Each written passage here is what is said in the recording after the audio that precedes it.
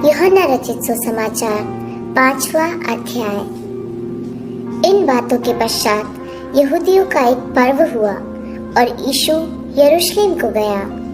यरूशलेम में भेड़ फाटक के पास एक कुंड है जो इब्रानी भाषा में बैतसैदा कहलाता है। उसके 5 ओसारे हैं। इनमें बहुत से बीमार, अंधे, लंगड़े और सूखे अंग वाले पानी के हिलने की आशा में पड़े रहते थे, क्योंकि नियुक्त समय पर परमेश्वर के स्वर्गदूत कुंड में उतरकर पानी को हिलाया करते थे। पानी हिलते ही जो कोई पहले उतरता वह चंगा हो जाता था, चाहे उसकी कोई बीमारी क्यों न हो। वहाँ एक मनुष्य था जो 38 वर्ष से बीमारी में पड़ा था। यीशु ने उसे पड़ा हुआ देखकर और यह जानकर कि वह बहुत दिनों से इस दशा में पड़ा है, उससे पूछा, क्या तू चंगा होना चाहता है? उस बीमार ने उसको उत्तर दिया, हे प्रभु, मेरे पास कोई मनुष्य नहीं कि जब पानी हिलाया जाए तो मुझे कुंड में उतारे, परंतु मेरे पहुँचते पहुँचते दूसरा मुझसे पहले उतर जाता है। यीशु ने उससे कहा, उठ, अपनी खाट उठा और चल फिर। वह मनुष्य तुरंत चंगा हो गया और अपनी खाट उठाकर चलने फिरने लगा। वह सब्त का दिन था, इसलिए यहूदी उससे जो चंगा हुआ था कहने लगे, आज तो सब्त का दिन है, तुझे खाट उठाना उचित नहीं। उसने उन्हें उत्तर दिया, जिसने मुझे चंगा किया उसी ने मुझसे कहा, अपनी खाट उठा और चल फिर।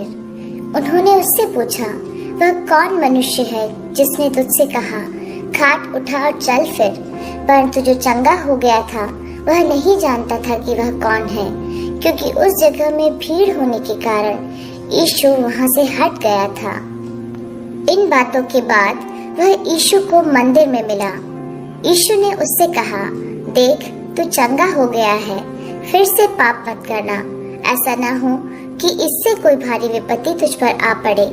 उस मनुष्य ने जाकर यहूदियों से कह दिया कि जिसने मुझे चंगा किया वह यीशु है। इस कारण यहूदी यीशु को सताने लगे, क्योंकि वह ऐसे काम सब्त के दिन करता था। इस पर यीशु ने उनसे कहा, मेरा पिता अब तक काम करता है और मैं भी काम करता हूँ।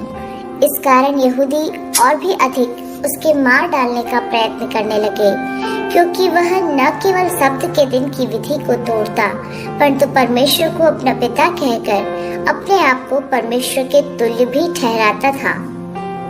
इस पर यीशु ने उनसे कहा, मैं तुमसे सच सच कहता हूँ, पुत्र आपसे कुछ नहीं कर सकता, केवल वह जो पिता को करते देखता है, क्योंकि जिन जिन कामों को वह करता है उन्हें पुत्र भी उसी रीति से करता है, क्योंकि पिता पुत्र से प्रीति रखता है। और जो जो काम वह आप करता है वह सब उसे दिखाता है, और वह इनसे भी बड़े काम उसे दिखाएगा, ताकि तुम अचंभा करो। जैसे पिता मरे हुए को उठाता और जिलाता है, वैसे ही पुत्र भी जिन्हें चाहता है उन्हें जिलाता है। पिता किसी का न्याय नहीं करता, परंतु न्याय करने का सब काम पुत्र को सौंप दिया है, कि सब लोग जैसे पिता का आदर करते हैं वैसे ही पुत्र का भी आदर करे।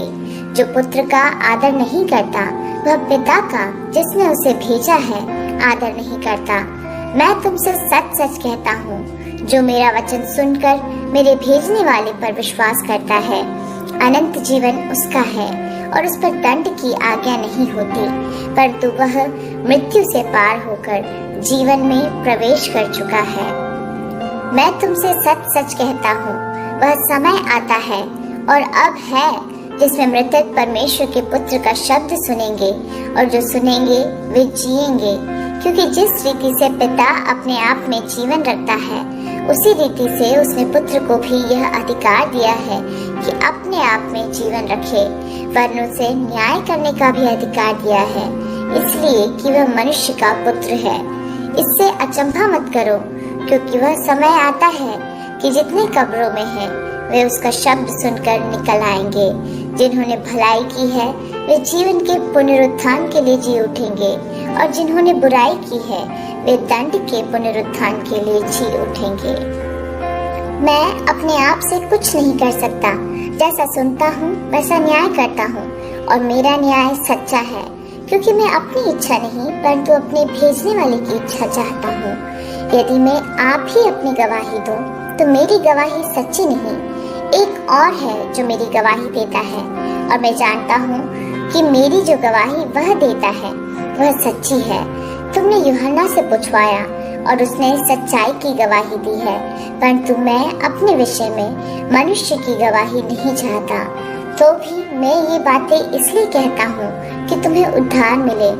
वह तो जलता और चमकता हुआ दीपक था और तुम्हें कुछ देर तक उसकी ज्योति में मगन होना अच्छा लगा, परंतु मेरे पास जो गवाही है वह यूहन्ना की गवाही से बड़ी है, क्योंकि जो काम पिता ने मुझे पूरा करने को सौंपा है, अर्थात यही काम जो मैं करता हूँ, वे मेरे गवाह हैं कि पिता ने मुझे भेजा है और पिता जिसने मुझे भेजा है उसी ने मेरी गवाही दी है। तुमने न कभी उसका शब्द सुना और न उसका रूप देखा है और उसके वचन को मन में स्थिर नहीं रखते, क्योंकि जिसे उसने भेजा तुम उसका विश्वास नहीं करते। तुम पवित्र शास्त्र में ढूंढते हो क्योंकि समझते हो कि उसमें अनंत जीवन तुम्हें मिलता है और यह वही है जो मेरी गवाही देता है। फिर भी तुम जीवन पाने के लिए मेरे पास आना नहीं चाहते। मैं मनुष्यों से आदर नहीं चाहता, परंतु मैं तुम्हें जानता हूँ कि तुम में परमेश्वर का प्रेम नहीं। मैं अपने पिता के नाम से आया हूँ और तुम मुझे ग्रहण नहीं करते। यदि अन्य कोई अपने ही नाम से आए तो उसे ग्रहण कर लोगे। तुम जो एक दूसरे से आदर चाहते हो और वह आदर जो एकमात्र परमेश्वर की ओर से है नहीं चाहते, किस प्रकार विश्वास कर सकते हो? यह न समझो कि मैं पिता के सामने तुम पर दोष लगाऊंगा। तुम पर दोष लगाने वाला तो मूसा है, जिस पर तुमने भरोसा रखा है, क्योंकि यदि तुम मूसा का विश्वास करते तो मेरा भी विश्वास करते, इसलिए कि उसने मेरे विषय में लिखा है। परंतु यदि तुम उसकी लिखी हुई बातों पर विश्वास नहीं करते तो मेरी बातों पर कैसे विश्वास करोगे?